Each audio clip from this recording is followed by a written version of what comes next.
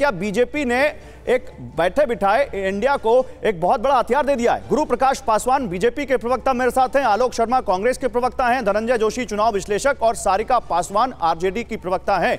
गुरु प्रकाश पासवान, सुना आपने केसी त्यागी जी ने क्या कहा?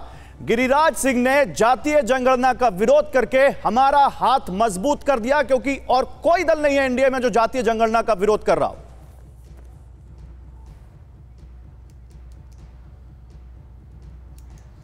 गौरव जी, आपको और पैनल में उपस्थित सभी वरिष्ठ साथियों को हमारा नमस्कार। मैं शुरुआत करूं उससे पहले एक छोटा सा करेक्शन करना चाहता हूं। अभी जब हमारे वरिष्ठ नेता केसी त्यागी जी कह रहे थे तो उन्होंने शायद गलती से महात्मा गांधी जी की पुण्यतिथि कह दी थी। आज जन्म जयंती होती है, आज पुण्यतिथि नहीं होता है। तो मुझे लगता है कि दर्शकों की दृष्टि से ये स्पष्ट कर देना ठीक है। एक्चुअली वो हमें भी पता था, लेकिन जब सीनियर लोग कुछ गलती कर जाते तो हम लोग टोकते नहीं है, बीच में टोका नहीं मैंने। सर्वे का रिपोर्ट बोलिए नहीं, ठीक है गौरव जी, वो आपका विवेक हो सकता है, लेकिन राष्ट्रपिता के विषय में अगर कुछ ऐसा आएगा तो मुझे लगा कि बोलना उचित है। ठीक। जहां तक जाति जनगणना का विषय है गौरव जी, हम स्पष्ट कर देना चाहते हैं कि ना 9 मन तेल होगा ना राधा नाचेगी। अब कास्ट के सर्वे का रिपोर्ट आएगा तब हम प्रतिनिधित्व देंगे। आज तक तो आपने किया नहीं। कास्ट के सर्वे का रिपोर्ट आएगा तो आप करिएगा, इसकी क्या गारंटी है? हम तो बताना चाहते हैं आपको, आज तक भारत के इतिहास में पहली बार 75 वर्षों में संविधान के इतिहास में एक आदिवासी समाज की बेटी संविधान के सर्वोच्च स्थान पे पहुंची तो कोई जातिगत जनगणना से नहीं पहुंची थी। आपके मन में भाव होना चाहिए, आपके मन में कमिटमेंट होना चाहिए। आज देश के इतिहास में इतना ताकतवर प्रधानमंत्री किस वर्ग से आता है? ओबीसी समाज से आता है। तो जातिगत जनगणना निश्चित रूप से उसका एक महत्वपूर्ण स्थान हो सकता है, लेकिन आपके मन में संवेदनशीलता है क्या? आपके पार्टी का कमिटमेंट है क्या? इतिहास गवाह है, बाबा साहेब अंबेडकर को सदन में आने से विरोध कौन करता है? कांग्रेस पार्टी करती है। कांग्रेस पार्टी के दलित नेता बाबू जगजीवन राम को अपमानित कौन करता है, जिसके परिणाम स्वरूप बाबू जगजीवन राम को कांग्रेस पार्टी छोड़ना पड़ता है? कांग्रेस पार्टी करती है। ओबीसी समाज के सीताराम केसरी जी को अपमानित करके कांग्रेस के कार्यालय से निकाला जाता है, उनकी धोती को खींचा जाता है, तो कांग्रेस पार्टी करती है। राष्ट्रीय जनता दल पे आइए, जो पार्टी बिहार में पिछले 30 वर्षों से कुल मिलाकर के नीतीश जी का और लालू जी का राज है। नीतीश जी की पार्टी एक जाति की पार्टी, लालू जी की पार्टी एक परिवार और एक जाति की पार्टी। तो जिन्होंने एक जाति की राजनीति की है उनको चिंता करनी चाहिए। हम तो पहले से हम सबका साथ, सबका विकास, सबका विश्वास और पंक्ति में खड़े अंतिम व्यक्ति का कल्याण, अंत्योदय की बात करते रहते हैं। हमारे लिए कोई नई बात नहीं है। सामाजिक न्याय, प्रतिनिधित्व और सम्मान ये पॉलिटिकल विषय नहीं होना चाहिए, ये कमिटमेंट का विषय होना चाहिए। कमिटमेंट का विषय होना चाहिए। कमिटमेंट किसका कितना है वो देखेगा। लेकिन आलोक शर्मा, बीजेपी साफ कह रही है कि आप लोग जाति की बात करके भ्रम फैला रहे हैं, होना जाना कुछ नहीं है इससे।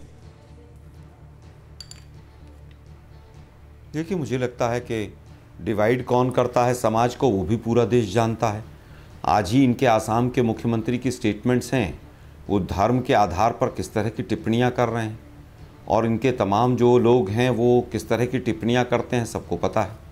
मोदी साहब स्वयं कपड़ों से पहचान लेते हैं लोगों को। 80-20 की राजनीति कौन करता है, गोली मारो की राजनीति कौन करता है, तो समाज को कौन बांटता है, ये तो पूरे देश ने देखा है। और जिस समय पर मंत्रिमंडल बनता है तो दिल्ली में होर्डिंग लगते हैं किस जाति के कितने मंत्री हैं। अभी मेरे छोटे भाई ने तमाम चीज़ें गिनवाई, प्रधानमंत्री से लेकर राष्ट्रपति से लेकर सबके जाति धर्म सब बता दिए। तो यहाँ पर भी वक्तव्य स्वयं बता रहे हैं कि कौन क्या कर रहा है।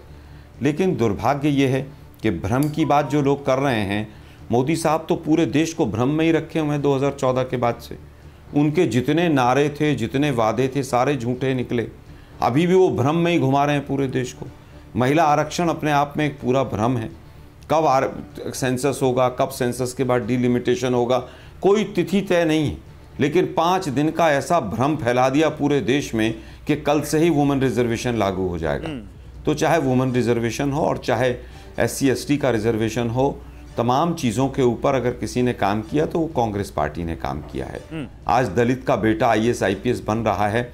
आज मोहन भागवत जी के स्टेटमेंट्स में लेकर बैठ जाऊं रिजर्वेशन पर, तो वो आज का विषय नहीं है। आज का विषय ये है कि जातिगत जनगणना होनी चाहिए कि नहीं होनी चाहिए। और केवल बीजेपी के अलावा बाकी सब स्वागत क्यों कर रहे हैं? केवल बीजेपी एक अकेला ऐसा दल है पूरे देश के अंदर जो इसका विरोध कर रहा है। इनके तमाम जो घटक दल हैं NDA के, वो सब स्वागत कर रहे हैं। तो क्या इसके ऊपर भी कोई चर्चा होनी चाहिए? क्या तमाम इकोनॉमिक फैक्टर्स को कंसीडर किया जाना चाहिए कि नहीं किया जाना चाहिए? जब हम ओबीसी कमीशन बनाते हैं, ओबीसी के ऊपर कोई गाइडलाइंस बनाते हैं, तो उसमें सीधा सीधा ये होता है कि भाई सोशली बैकवर्ड का आधार जाति है, और अगर तमाम चीज़ें हम लेकर आ रहे हैं तो फिर उसकी कैलकुलेशन में क्या प्रॉब्लम है?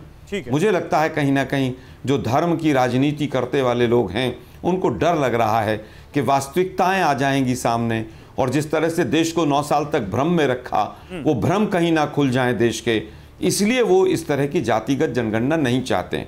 और यही बौखलाहट जो है अब मोदी जी के भाषण में स्पष्ट होकर सामने नजर आ रही है। ठीक है, तो भ्रम वर्सेस डर।